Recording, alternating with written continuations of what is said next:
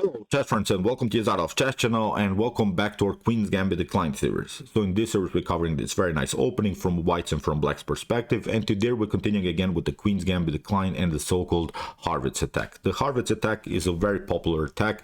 I've explained it so far in the series with the three great games. First we had a great game played by Sergei Karjakin, then again it was a great game with the black pieces played by the top grandmaster Hikaru Nakamura, and then again we had a beautiful game here with the white pieces played by Rde1. So if you want to study the Harrwitz Attack more, please watch the series from the beginning, so part 1, part 2, part 3 and so on. So today we're continuing with the Harrwitz Attack with a different line, with a different idea of blacks, and in my opinion it's simply the best way to make progress in the Harrwitz Attack. I think it's sort of a line that you have to play because in the previous lines we have seen, I think, some tactical problems for black, because black played really in the beginning an aggressive method, but then when white slows down the pace of the game, then I think white has a dominant position. So that's why we're analyzing now a retreating idea. I'll explain you what it's all about, of course, but I've prepared here a really three beautiful games. First we have a great gameplay by Boris Gelfand against Vladimir Kramnik. Then we have a great gameplay by Boris Alterman against the former world champion Garry Kasparov, and then we have a beautiful game by the legendary Chucky by Vasily Vanchuk against Alexander Beliavsky. So let's see now the new line, the new ideas of the Harrwitz Attack. So here d4 is of course the normal idea of knight to f6. We have c4, e6, knight to f3, and after move d5 the game is basically transposed into the Queen's Gambit Decline. So we have now knight to c3, we have now bishop to e7, and now comes the actual Harrwitz Attack move, which is of course the move bishop to f4. We have now castling e3, we have now c5, which is sort of a must move in my opinion. It's simply the best way to proceed here from black perspective. We'll explain of course in the future these ideas, b6, c6 and a6, even knight from b to d7 is an opportunity. So we'll explain now in the continuation of the series this moves, but we're analyzing again this move c5 as it's very popular, as it's very often played. So I think we should study really this opening more and more because it has really tricky ideas in the beginning. So after the move d takes c5, I recommend you to play simply after move c5, I recommend you simply to play d takes c5. We have now bishop to c5, and again you can make different ideas. So what we were trying to do here from white's perspective, because I've explained to you in my previous videos, after move d takes bishop to c5, you see black has already played once with the bishop, then a second time by in order to recapture the pawn on c5. What white is hoping for is of course that black simply takes d takes c4, then the bishop comes out with the tempo. So what we should not do of course is to play bishop to e2 or bishop to d3, because that's actually what black would hope for, because then after d takes c4 you see white has to do the same, has to also here simply lose another tempo with the bishop, and now even the queens can be traded off. So that's why that's something that white should avoid. So that's why many times you see different ideas. Now we're delaying the bishop's move. Now in this particular game that I wanted to show you, it was a great gameplay by Boris Gelfand against Vladimir Kramnik. After move bishop to c5 here, Boris Gelfand played the more normal move a3. Again, I'm pointing out, whatever you do, you can play queen to c2, a3 and similar ideas, but we're delaying simply the bishop's move. We don't want to play with the light square bishop. We're waiting black to take d takes c4, then we're getting out with the bishop with the tempo. So here in the continuation a3, we have knight to c6, and now comes the move queen to c2. So it was a different move order than the other games that we have analyzed so far, but now we have reached basically the same position, but simply by playing different ideas. So here after move queen to c2, it's now a position that we have reached many times. Now comes again this aggressive move of black's queen to a5, with ideas of course here to play knight to b4, because there are of course the spinning ideas on the a file. So b4, again I'm pointing out, is simply not an option, because you get simply knight takes b4 or bishop to b4, the rook could be hanging here on the a file. So that's something that you should not do. So that's why after move queen to a5, we have now this idea, rook to d1. And okay, we're starting now a new line. In my previous videos, we have analyzed these ideas, rook to e8 and rook to d8. Now, in my opinion, the best way here for black is simply to proceed with a normal bishop to e7. And as I said, in the beginning, it seems so that something is wrong here for black, because black has played another tempo with the bishop. Black has already played once with the bishop on e7, then has recaptured the pawn on c5. It was the second time, and now black is playing a third time with the bishop. But that's actually the best line, because now there are simply no tactical threats with b4. And actually what again black is doing here is delaying also a little bit the situation. Again, black is waiting for this move of white. If white plays, of course, bishop to e2 or bishop to d3, then again d takes c4 and bishop to c4 will happen. So we'll analyze also these lines in the continuation of the Harrwitz attack, but we're doing now a different line. After the move bishop to e7, again comes this idea knight to d2, and knight to d2 is again a preparation to play simply knight to b3, then knight to a4, and then to cement simply one of these knights around the square c5, which could be also a great idea. We're delaying again, I'm pointing out simply the move, the bishop move. We're waiting again black to take with d takes c4. So d takes c4 is of course not so good, because we can even recapture now with the knight, and it comes with a new tempo against the queen. So that's why here black is, I think, in serious trouble. So that's why here, after move knight to d2, now the actual fun starts. Now the game becomes really aggressive in the center, because white has delayed now the move with the bishop, has played again this cool idea knight to d2 with a directed threat against the queen. Actually what white did also, white left a little bit the defense of the e5 square. So that's why many times in the Harrwitz attack you witness now this continuation e5. Here bishop to g5 was played by Vladimir Kramnik. In the continuation of the game, Boris Gelfand, pardon me, here Vladimir Kramnik played here with the black pieces, simply played the move d4. Here we have knight to b3 attacking the queen, and now comes, I think, one of the critical moments of this particular line. Here in the continuation of the game, Kramnik played the move queen to b6. Queen to b6 is actually not the correct move here, because with the move queen to b6, actually the queen can be further endangered with moves as knight to a4. So you see the queen can be still kicked away. So that's why, in my opinion, one of the best ways is actually to retreat here to d8. And it seems in the beginning that something went wrong, because you're getting the queen where already the rook is, but that's actually the best way here for black to proceed. We're analyzing also now the move queen to d8, but first let's see the problems of the move queen to b6. After move queen to b6, white can go now into this continuation. That's actually now a huge positional problem. After move bishop to f6, we have bishop to f6, and you see now after move knight to d5, the queen gets endangered. If the queen would have been on d8, then of course this attack couldn't be possible, because the queen would be perfectly fine on d8. So that's why here in the continuation, Boris Gelfand simply continued with knight to d5. We have queen to d8, and now bishop to d3 attacking the h7 square. So that's why we have g6. We have now e takes d4, knight to d4, knight to d4, and after e takes d4, casting was played by Boris Gelfand. And here I want to stop. Here I want you to evaluate the position, because it's obvious that this should be probably a drawish position, because white has of course good pawn structure. Black has here this isolated pawn. What black has of course as an advantage is simply the bishop pair. So that's why, in my opinion, most of the times you see this game end in a draw, and I played several times this position from white's perspective, and as I said, most of the times the game ended in a simply draw. That was our continuation after the move queen to b6. But let's go back. Let's go and start a new game.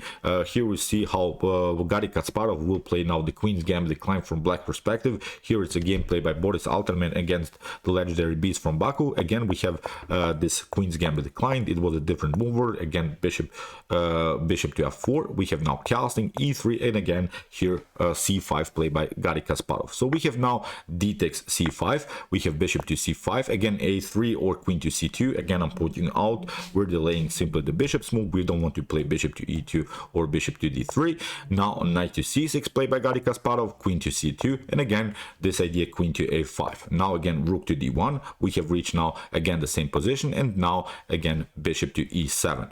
knight to d2, again with ideas knight to b3 and similar stuff, attacking simply the queen. And here again e5, bishop to g5, but now after move d4 we have knight to b3, and here Garry Kasparov retreats with the queen here to d8, because still it's a good protection of the d4 pawn. In the beginning it seemed to me that it's a very aggressive method, because it's also a risky method, because you're pointing you're getting your queen where already the rook is, you're getting on the queen on the d file.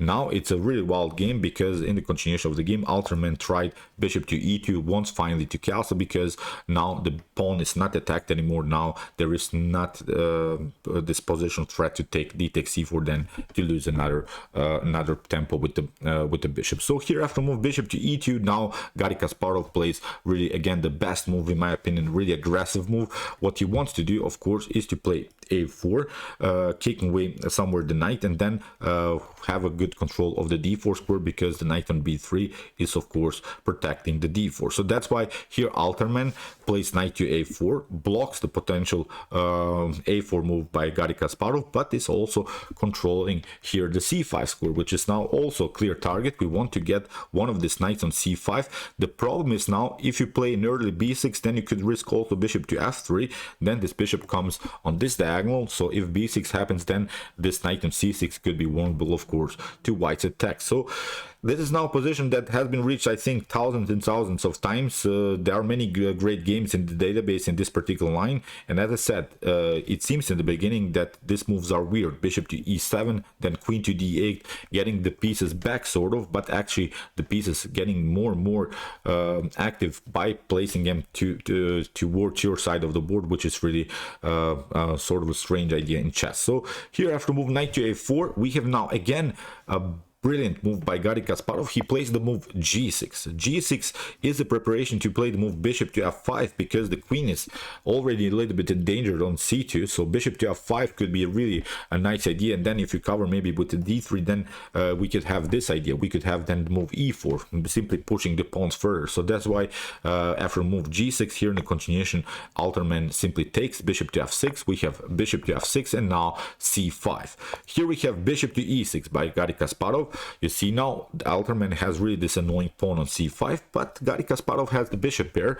We have to watch this position like this. I think here already black is slightly better with its mobile pawns. There are always threats to continue the pressure here in the center. The bishops are very active, although this is a very annoying pawn, and there are also some weaknesses in black's position, which is obviously also the weak b6 square. So in the continuation after move bishop to e6, we have now e4. Here Alterman wants of course to keep the position close, because he has now the knight on the board. When you have the knight on the board, then you want the pawn structure to be close, to be blocked. Now there is also maybe a positional idea to simply trade off the light square bishop, because it's obviously that this is a monster bishop on e6. It's very dangerous here, aiming against this knight on b3. So here in the continuation we have queen to e8, we have knight to b6, we have here a4, simply kicking away the knight. If you take of course, then this comes with the tempo against the queen. You have to move the queen, and then finally you lose another piece here on a8. Giving up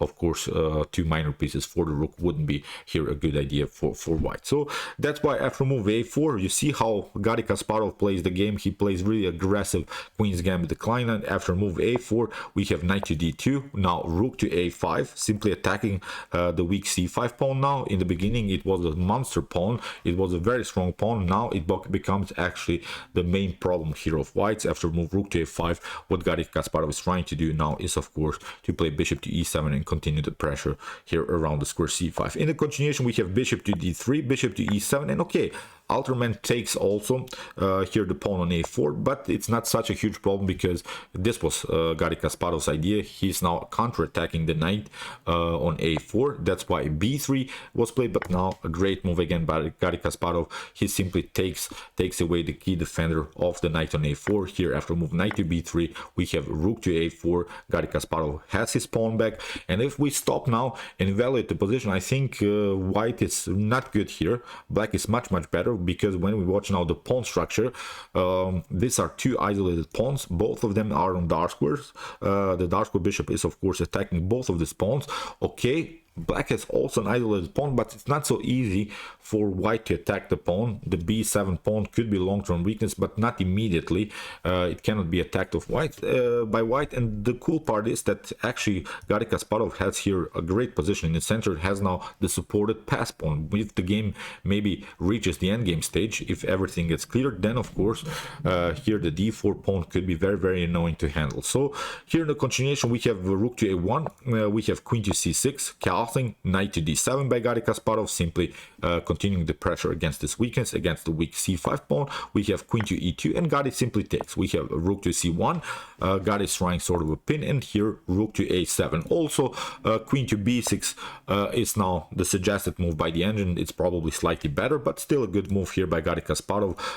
Here after move rook to c1 and rook to a7, Garry Kasparov has already a +1 position, and I think when you play as black and have maybe here like Garry has in move 28 the +1 position, it's a good continuation. That's, I think, something that Garry Kasparov wanted to get, although it's not so easy of course to win the game, but we know how Garry Kasparov played the game. When he had such an advantage, then he never gave any chances to his opponent. So after move rook to a7, we have knight to c5, bishop to c5, a4, queen to d6, queen to a2, and now b6, simply fixing everything. Here Garry Kasparov is closing a little bit the queen side, because it's obvious that white is much better on the queen side. What Garry Kasparov has now to make is some kind of an advantage, as maybe somewhere on the king side. So here queen to b3, we have king to g7, rook to a2, rook to a5, rook to d1, and now h5, simply attacking the king side. That's the side that in which of course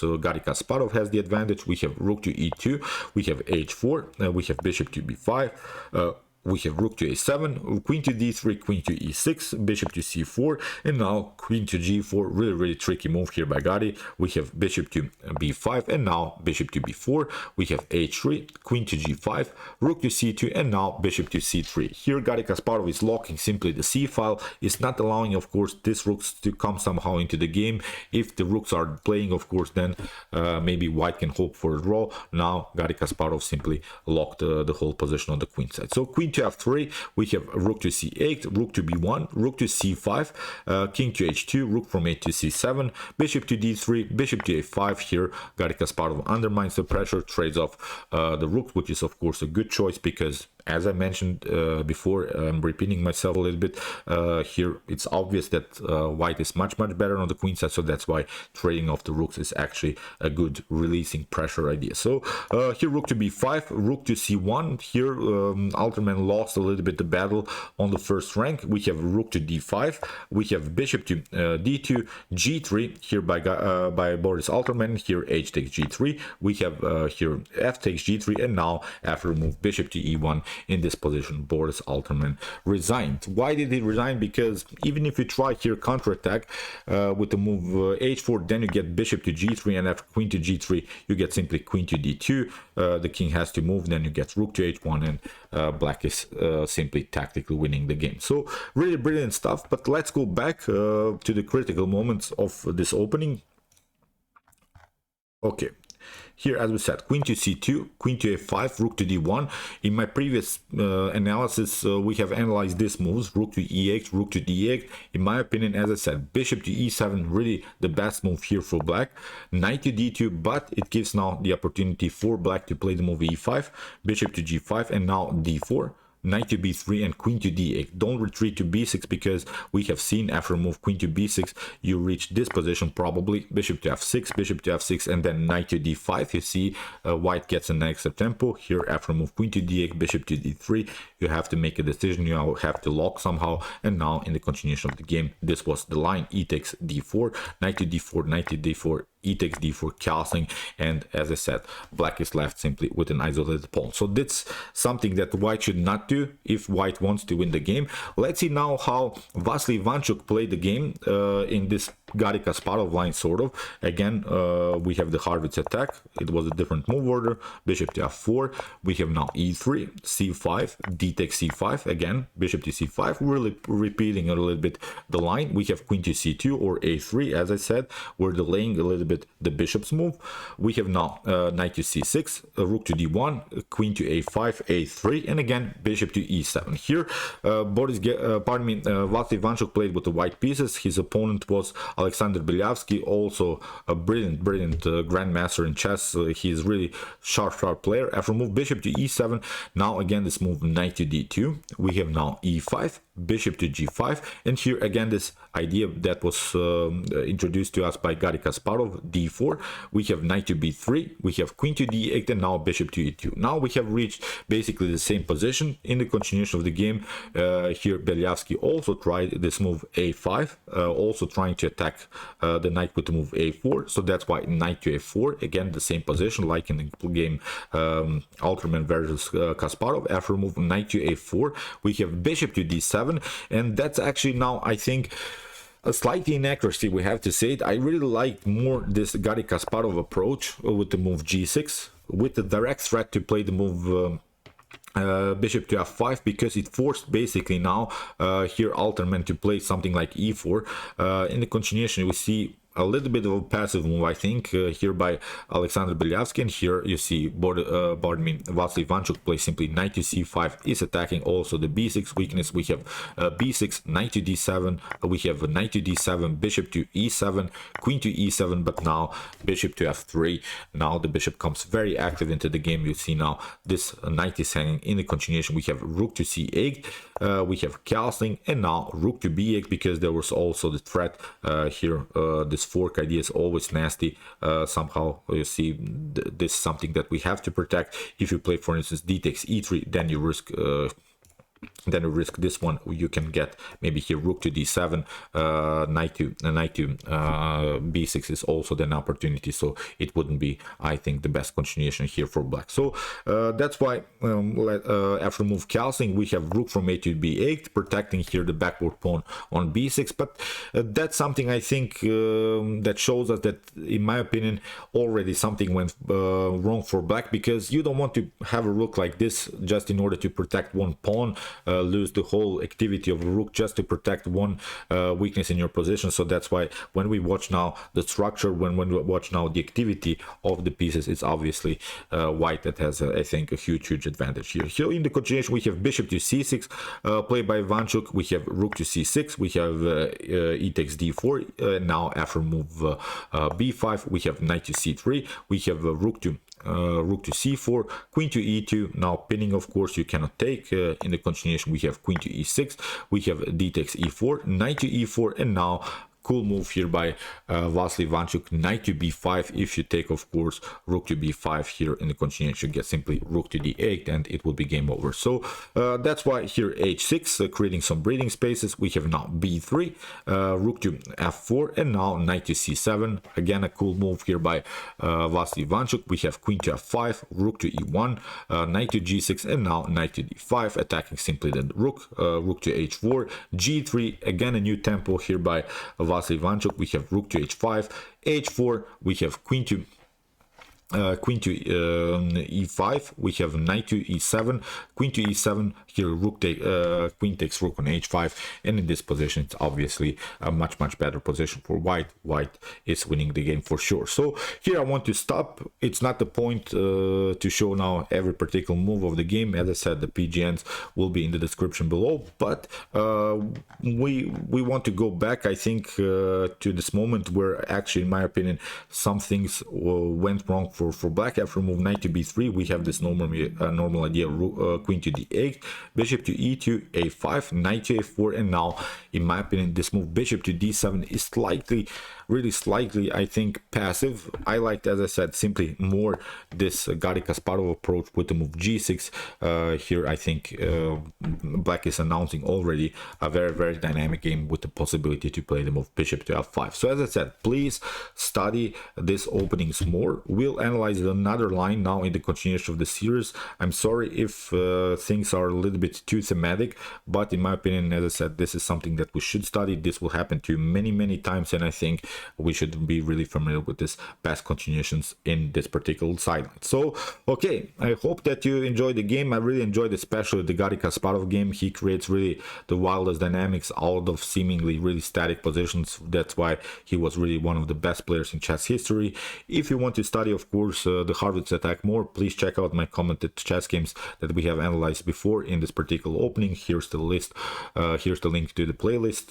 Have fun, and of course study this opening hard. And if you have trouble maybe to play as black, check out my good openings as black against e4, the hyper accelerated rank Sicilian defense, and the Nm3 Indian defense as good response, of course, against d4, if you have trouble, as I said, to play some openings as black. So okay, I hope that you enjoyed also this video, and see you soon with some more videos. What to say, chess is the best, of course.